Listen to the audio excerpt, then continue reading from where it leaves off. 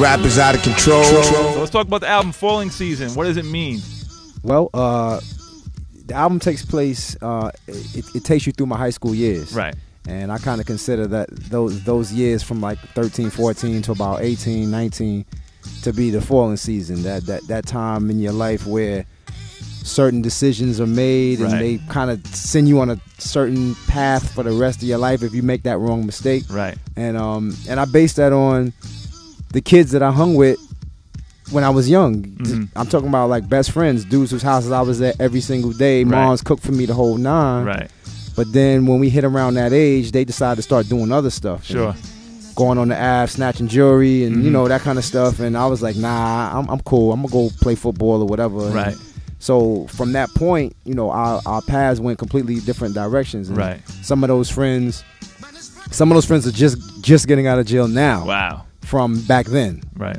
And some of them have been in and out of jail, and some of them have passed away or whatever. And so it just, you know, it just spoke to that time period, that age, and it made me wonder like why I didn't go that route or why I didn't make those decisions or whatever. But that's what it's about. Okay. And I know your mom plays a big part in your career. Just, you know, the last release, and you have a song on here, Mother's Regret. Yeah. I would have to assume that she played a big part in you going in a different direction. She had a huge part. Her and my grandmother.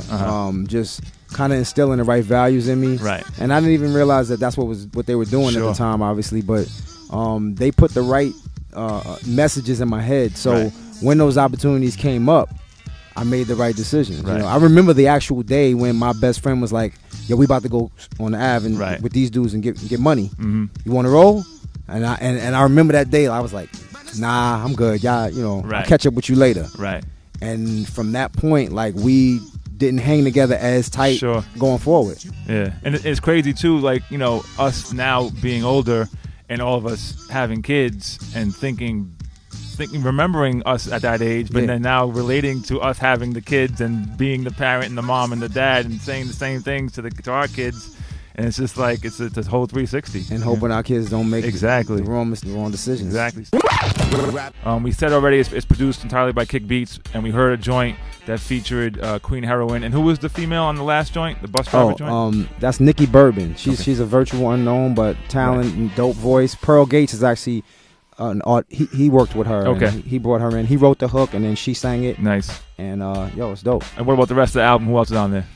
Well, we got the great Chuck D doing a speech at the end of my my favorite song on the album, Young Black Intelligent.